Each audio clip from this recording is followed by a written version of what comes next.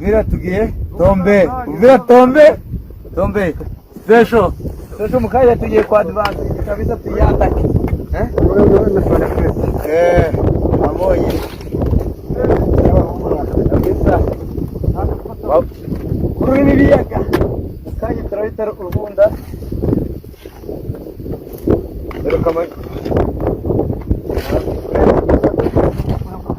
Pureni ni iyi. Irani Kamanyora. Manyora. Amanyora iri. Uvira ni iyi. Uvira iri imbere harari ibiki.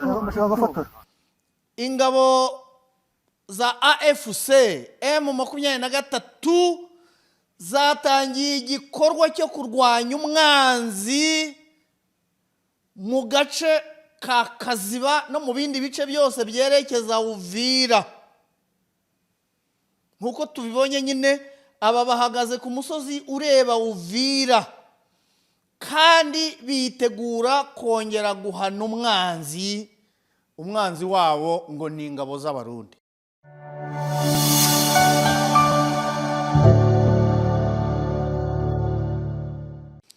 Abangaba tumaze kubona ndetse twanumvaga ni abasirikare ba M23.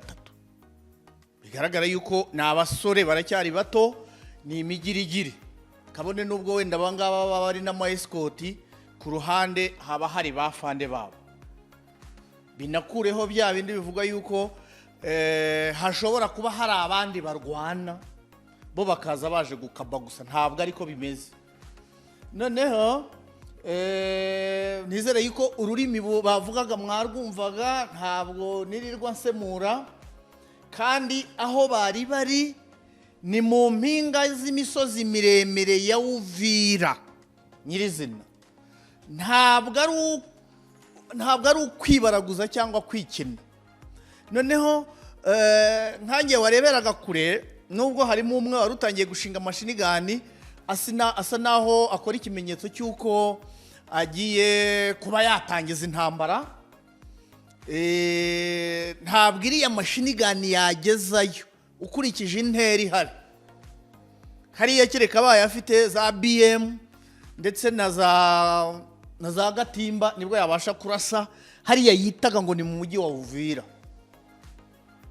Noneho rero sasa abahungu batangiye kutunopfesha umujyi wa Uvira. Ibi ngibi twigeze kubibona mbere yuko umujyi wa Bukavu uvamo. Nabwo bafashe amavideo nkaya ngo ngiyo Bukavu ubushize batweretse bageze benda kugera Mwenga, batweretse amafoto bazamuka bajya mu migi yaho ngaho hafi. Noneho rero ingabo za AFC M23 zatangiye igikorwa cyo kurwanya umwanzi mu gace ka Kaziba no mu bindi bice byose byerekeza Uvira. Nkuko tubibonye nyine aba bahagaze ku musozi ureba Uvira kandi bitegura kongera guhana umwanzi wabo ngo ni ingabo z'abarundi. Wowe kabyara we, mu by'ukuri niba hari igihano nabonye bano bahungu batanga, bari gutanga igihano kibi ku ngabo z'abarundi. Kandi mu gihe barazihanangirije inshuro nyinshi, barababwiye mutuvire ku butaka nimwanga tuzahabavana nabi. Baravuga batumva rero mwa barundi mwe rwose imirambo yanyu ntabwo tuyikeneye kuri iki gihugu cya Kongo. Niba mushaka imirambo nimuyijyane iwanyu. None ndugu yangu, hano ntabwo twemerewe gushyiraho amavideo y'imfo nk'izo ngizo. Ariko my friend, M23 barashiririza. Je nabonye imodoka z'abarundi wenda inkuru turi buyigereho uburyo zashiririye n'abazirimo. Ndavuga nti iki gihano ni igihano kibi. Abantu barashirira neza ukagira ngo mbere y'uko barasa bombe babanje kubasuka essence. Byanyibukije rimwe tujya ahantu twerekeza i Kinshasa hari ahantu twapasuwe hari umuhanda werekeza ibadorite, ikamyo y'ingabo za Kongo yatungutse ahantu mu ikorosi ruguru, kandi ingabo twese twari twuzuye mu muhanda, ukuzi imishwi y'inkoko yihindira mu bihuru iyo igisiga kije, iyo nyina yikanze igisiga. Ni segonda rimwe gusa pya, buri wese ntumenye aho ari igiti. Iyo kamyo nibuka yuko ikimara kuducaho bayoherereje ikompura rya rapigi, riragenda uko yagendaga ihinda nka kwa kundi imodoka ihinda, ryayikozemo numva ngo twe, uko ryagaturitse byarangiranye no guceceka kwayo. Ndugu yangu, ibyakurikiyeho birasa n'ibyo nabonye hano. Noneho rero mu by'ukuri ingabo z'abarundi ziri guhanwa byo, ziri guhanwa kandi intambara irakomeye. Noneho hano ngiye kugenda mfata uduce duto twagiye tuvugwa kuri iyi ntambara y'abarundi, noneho twumva ibyabo. Leta y'u Burundi,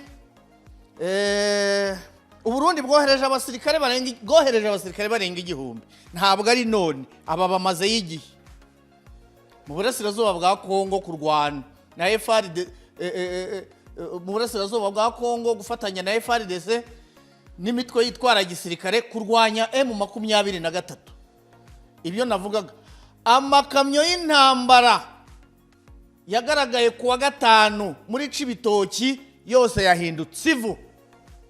Ikamyo ntabwo wayimenya, wagira ngo ni ahantu wenda yari yaravuye ku isoko cyangwa se ntiyakoraga, ariko amakamyo yahiye agera ku majanti, bya bijanti biba biri imbere mu ipine. Noneho iruhande rwayo hanyanyagiye imirambo y'abasirikare b'abarundi bashiririye kweri. Si ibyo gusa, ayo makamyo yahindutse ivu.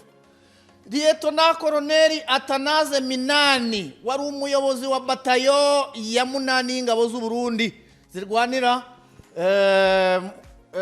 ziri kurwanira muri Repubulika ya Demokarasi ya Kongo, yishwe n'umutwe wa AFC M23. Iyi nkuru nyitangiye mu Kinyarwanda kugira ngo urebe yuko iyi nkuru iri serious, ndaje nyisome no mu Kirundi yumvikane yuko twayikuye Bujumbura. Ndaje mbabwire n'umuntu twavuganaga uzi by'u Burundi yambwiye. Noneho Lieutenant Colonel wahoze ari mu ngabo za kera z'u Burundi, ahangaha wenda inkuru zatandukanye cyangwa se yatranslatinze nabi. Hano baravuga yuko yahoze mu nkuru mu ngabo za kera z'u Burundi, ex-FAB ni za zindi zari ingabo za leta mbere yuko nkuru nziza na Neva batahuka bakaza bakavanga igisirikare kikitwa FDNB, niba ari FDNB. Noneho amakuru avuga ko yiciwe muri operation abasirikare bo mu mutwe w'abakomando. Special Force yabatangiye, Special Force yabagezemo ya indi yafashe umujyi wa Goma bucece. Noneho ngo w'abakomando ba AFC M23 baheruka gukorera mu gace ka Ruvungi, ni operation Ruvungi, just ahangaha bariho barwanira. Ahangaha aya mabombe yavaga aza kugwa hariya muri Kamanyora. Noneho aho muri Ruvungi mu ntara ya Kivu y'Amajyepfo, no operation yabaye mu ijoro ryo kuwa gatatu nejo bundi rishyira kuwa 4 tariki ya 4 ukuboza 2025. Usibye Lieutenant Colonel Minani, amakuru avuga ko u Burundi bwahatakarije abasirikare benshi cyane muri operation, abandi barenga 100 bafatwa mpiri. Noneho Lieutenant Colonel Minani yabaye umusirikare mukuru kurusha abandi wa mbere ukomeye uguye ku rugamba wiciwe hariya. Noneho reka nze mu Kirundi rero niyumvire. Umukuru wa batayo Tafoke y'umunani Liyetona Koloneli Atanazi Minani yarishwe mu ntambara muri Kongo. Kuva igisoda c'Uburundi kija gufasha ica RDC kugwanya umuhari M23, n'ubwa mbere hishwe intwazangabo y'ipeti rya Liyetona Koloneli. Ni n'ubwa mbere hishwe intwazangabo yahoze igwana muri SNDD FDD. Aha bitandukanye n'ibyo wa mbere yanditse. Yumvikane yuko uyu nguyu yabaye muri SNDD FDD. Noneho bikaba bishimangira ko koko Generali Neva mu kohereza abasirikare hariya kurwana muri Kongo yibanda ku basirikare babaye muri FAB. Noneho abiwe akobohereza muri Somalia kugira ngo byibura bazibonera amafaranga. Noneho ngo ubundi hahora hicwa intwazangabo zazananye muri FAB canke FNL. Nibuke yuko FNL nayo numwe mu bitwa yagiye Arusha na SNDD FDD baza kuvanga icyo gisirikare abandi barademobilizwa.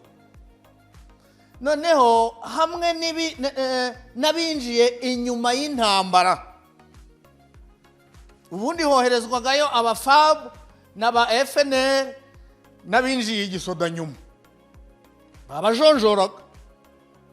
Niyo mpamvu kuvuga yuko General Neva yoherezaga abo mu bwoko bw'abatutsi, uwabivuze nta kosa yakoze, ari nabwo bafatwa we akanabihakana akabita Redi Tabara.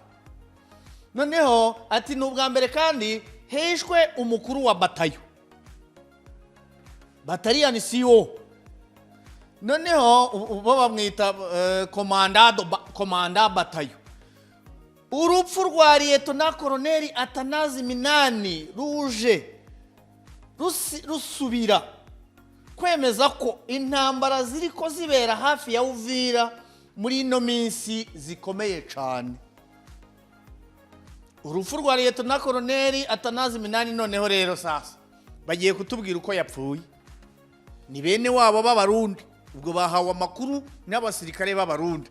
Nta gushidikanya rero ubwo Liyetona Koloneli Minani Atanazi yapfuye. Amakuru dufise avuga ko iyi ntwazangabo yishwe mu ijoro ryo kuwa 4 isaha 5. Bivugwa ko yatewe igisasu hakoreshejwe drone, maze iki gisasu gihitana komanda wa batayo n'abasirikare 3 bajejwe gucungera umutekano wiwe. Harya komanda batayo ajya gupfa, section komanda ari he, platoon komanda ari he, osi wako yari he? Abo bose ubwo biba byarangiye cyangwa biyirukiye. Bajya kugera ku murambo wa Liyetona Koloneli, ibintu byakomeye seriously niko mbabwira. Noneho bigaragara yuko special forces zabateze batunguye ndetse ziherekezwa n'izo drone za M23, kuko M23 kugeza ubu ngubu yahisemo kureka inzira ya intambara ya kinyeshyamba. Basohoye intwaro zose za zindi bafatiye Goma, bakuyeho amahema, intwaro zigiye gukora akazi kuko babonye yuko umurundi nawe atoroshye. Umurundi ageze nukuvuga ngo bya bindi najyaga nivugishwa ngo muri Uvira intambara ishobora kuzoroha, ahubwo nibwo igiye gukomera. Kandi noneho ubu ni no stop, ubu nta guhagarara. Noneho iyi batayo y'umunani mu Zigeze Tafoke, nukuvuga ingabo zagiye gufasha FRDC. Ni nabwo nkimenya izina ry'iriya mishiyo yabo, Tafoke, kugwanya M23. Yakoreraga mu gace ka Rubarika. Noneho M23 iherutse kwigarurira kano gace, irirukana ingabo zose z'u Burundi zakabarizwagamo. Noneho si batayo ya 8 yonyine yariyo, ahubwo aravugwa brigade ya 3. Noneho ngo muri Kongo akaba hari brigade 6 z'Abarundi zose. Nanone kandi aho aya makuru ari kuva, cyane cyane amasoko dufise mu gisirikare,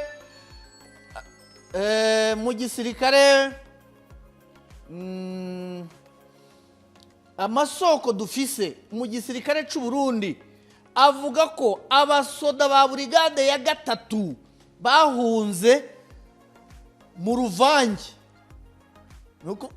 No babyise ngo mu rudavagi. Ni urudavagi. Urudavagi ngo ntawajana n'uwundi.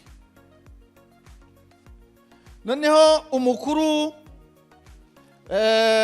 wa brigade, umukuru w'iyo brigade ariwe Lieutenant Colonel Radislas Singira Nkabo, co kimwe n'abandi basoda biwe, ejo ngo bashitse ahitwa Ruvungi, niho nyine hahandi ya mirwano yaberaga, bahunga ngo hari abagisanzaye mu mashyamba. Ikirundi kirangora mu mbabarire rwose. Abagisanzaye mu mashyamba barondera uko bashyika Ruvungi. Iyi Ruvungi rero reka manze nyigarukeho mbere yuko nanakomeza ibindi. Iyi Ruvungi ari amabombe yose yaguye Kamanyora, ni ukubera imirwano iri kubera Ruvungi. Noneho abo ku ruhande rw'u Burundi nabo bafatanyije bagatera amabombe bakoresheje imbunda zirimo za Morutier 120 na 82, kuko hariya nta BM yigeze iharasa. Hariya Kamanyora nta BM yigeze iharasa. Ni amabombe ya Morutier yariya yose mwabonye abantu bagiye bafataho amafilimi. Noneho akarenga bashyiraho charge nyinshi. Ariya makompura abarwanye murabizi, hari utuntu bashyiraho tumeze nk'udusede ariko dutoboye, ari natwo dukongeza umuriro utuma bombe igera kure. Iyo ushyizeho charge imwe, bombe igwa hafi. Bariya Barundi rero bo bashyiraho charge nyinshi. Abarwanishije imbunda nini murabizi, murabindusha, muzabyandika aho ngaho tujye dusangira ikiganiro niyo yayo. Ziriya charge nyinshi rero nizo zagendaga ziyajugunya kure, akaza akagwa hano muri Kamanyora. Aya mabombe rero arenga Ruvunge aho intambara iri kubera, akaza akagwa Kamanyora. Yaje no gukwegera aho bombe imwe yaguye mu murenge wa Nzahaha mu karere ka Rusizi, ariko noneho bombe imwe yaguye ahantu hatari abantu ku buryo nta wakomeretse cyangwa ngo apfe. Ariko noneho kubera yuko burya imbunda nini cecekeshwa n'iyindi, byabaye ngombwa yuko M23 nayo ishaka gucecekesha izo mbunda ziri kuva iyo ngiyo. Noneho bituma hari amabombe arashwe na M23 agwa aho bita mu Rugombo, ni muri komine ya Cibitoke.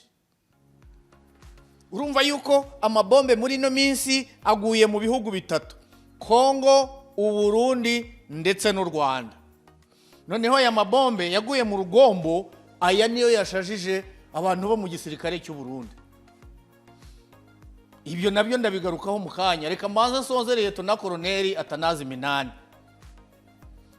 Minani yavutse muri 79 ahitwa Kiguhu muri komine Mpinga Kayove mu ntara ya Rutana, yahoze yitwa Rutana. Arangije amashuri yisumbuye niho Atanazi Minani yaca yinjira mu kiroberi cya CNDD-FDD, yinjiye mu gisirikare cy'u Burundi ku itariki ya mbere z'ukwambare muri 2005. Nibwo koko intambara yari irangiye, kimwe n'abandi bahoze bagwana muri CNDD-FDD. Noneho nimero matrikire yiwe mu gisirikare cy'u Burundi ni SS 1564. Lieutenant Colonel Atanazi Minani yararonse ivyigwa vyinshi mu gisirikare. yarize ibijanye n'igisoda kigwanira mu mazi marine mu Bushinwa. Hari n'abavuga ko yaba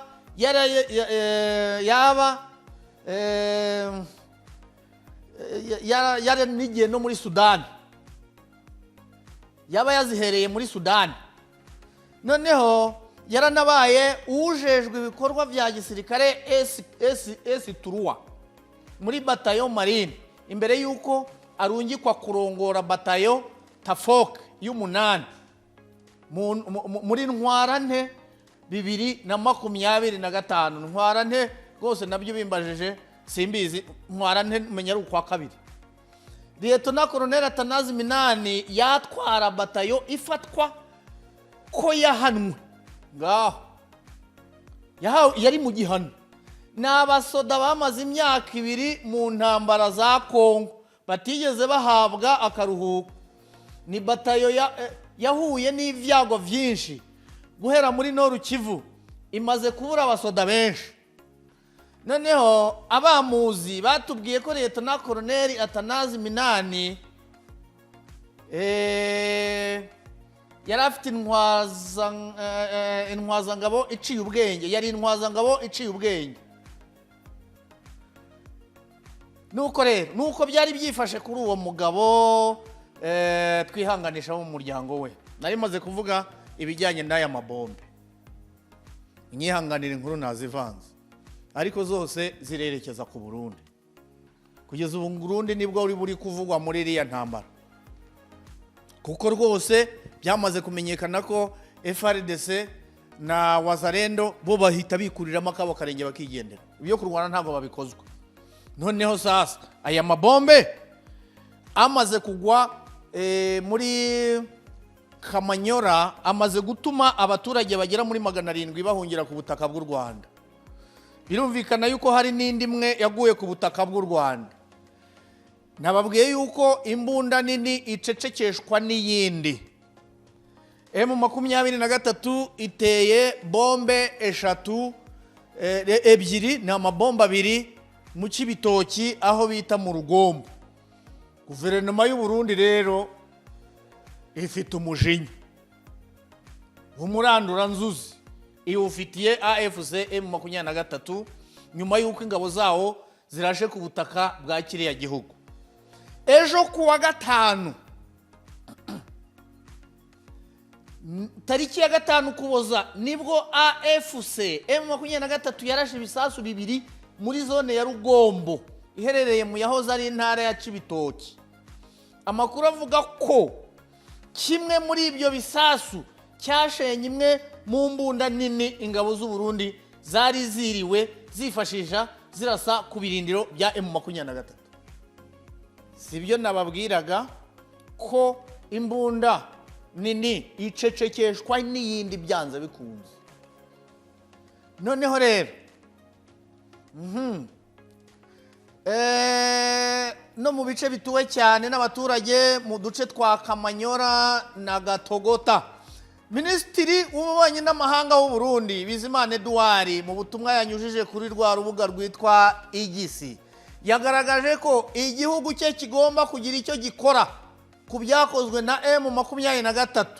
Mu mvugo yuje umujinya yagize ati ibyihebe bya AFC M23 bishyigikiwe n'u Rwanda mama shenge byateye bombe ku butaka bw'u Burundi ku itariki ya 4. Ubushotoranyi nk'ubu ntabwo bwemewe, bityo ibikorwa bikwiye bizafatwa mu rwego rwo kurinda abaturage b'u Burundi. Gitega yagaragaje uburakari mu gihe ingabo zayo zimaze iminsi ibarirwa muri 4 zisuka ibisasu mu baturage ba Kamanyora no mu bindi bice by'intara ya Kivu y'Amajyepfo. Ingwe ikurira umwana ikakurusha uburakari. Bombe 2 nizo zitangiye kubavugisha. Noneho kugeza ejo kuwa gatanu amakuru yavugaga ko abantu 23 ari bo bamaze kugwa mu bitero ingabo z'u Burundi n'iza Kongo zasutse mu bice bitandukanye bya Kivu y'Amajyepfo kuva kuwa 2 w'iki cyumweru, mu gihe abandi benshi babikomerekeyemo. Noneho ibyo bitero kandi byasenye ibikorwa remezo birimo amashuri n'amavuriro ndetse n'ingo z'abaturage, byatumye kandi abanyekongo babarirwa mu 1500 bava mu ngo zabo. Nabaraga baje mu Rwanda mu gitondo bavugaga yuko hari n'abambutse bigire Bukavu mu miryango ya bene wabo. Noneho rero turi kubona yuko Uvira rwose iminsi yo kuyifata irabarirwa ku mitwe y'intoki. Niba abahungu batangiye kwifotoreza mu misozi miremire yayo, kandi noneho nta guhagarara. Hari uwahoza mbaza mu gitondo aho narindi mu kiganiro ku iradiyo atese Viate M23 yemerewe kurasa mu Burundi. Ndamubwira nti kandi byabaye nta kundi, none se bararamira iki? Hari aho nabonye ngo nugucukubira n'amasezerano mpuzamahanga, ariko se ayo masezerano niba koko banayaviyoye cyangwa se bayarenzeho bararamira iki? N'ubusanzwe ibihano bibari ku mutwe, bose ntawe utikoreye ibihano ku mutwe we. Noneho rero ntiriwe mvuga menshi, intambara irashyushye hariya, kandi noneho ubu ngubu nta guhagarara. Tugiye kureba imbwa n'umugabo hagati y'abarundi na AFC M23. Reka dutegereze ibizakurikiraho, natwe turahari naho utaha.